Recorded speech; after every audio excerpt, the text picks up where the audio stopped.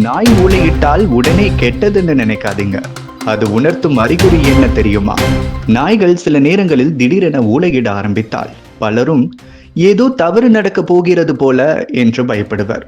ஆனால் உண்மையில் அதற்கு பின் இருக்கும் காரணம் முற்றிலும் வேறுபட்டது.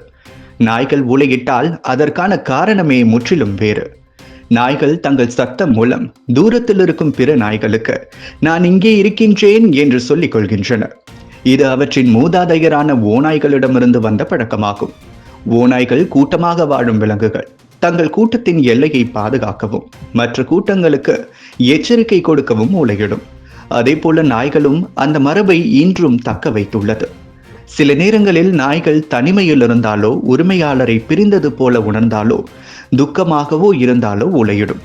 மனிதர்கள் மன அழுத்தத்தில் கண்ணீர் விடுவது போல நாய்களும் தங்களின் உணர்வை சத்தம் மூலமாக வெளிப்படுத்துகின்றன.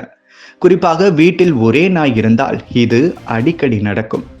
மற்றொரு காரணம், நாய்கள் சில சத்தங்களுக்கு பதிலளிக்கின்றன. உதாரணமாக சைரன் ஒலி, காவல்துறை வாகன சத்தம் அல்லது வேறு நாய் ஊளையிடும் சத்தம் கேட்டால் அதற்கு பதிலாக அவை ஊளையிடும். இது அவற்றின் நான் கேட்கிறேன், நானும் இங்கே இருக்கிறேன் என்ற இயல்பான எதிர்வினை.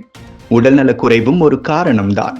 வலி, அசௌகரியம் அல்லது உடல் உட்புற பிரச்சனை இருந்தால் நாய் தன் வேதனையை வெளிப்படுத்த ஊளையிடும். பல நேரங்களில் உரிமையாளர்கள் இதை கவனிக்காமல் விட்டால் அது உடல்நலக் குறைபாட்டின் எச்சரிக்கை சிக்னலாக மாறும். இன்னும் சிலர் இரவில் நாய் ஊளையிட்டால் அதை அபசகுணம் என நம்புகின்றனர்.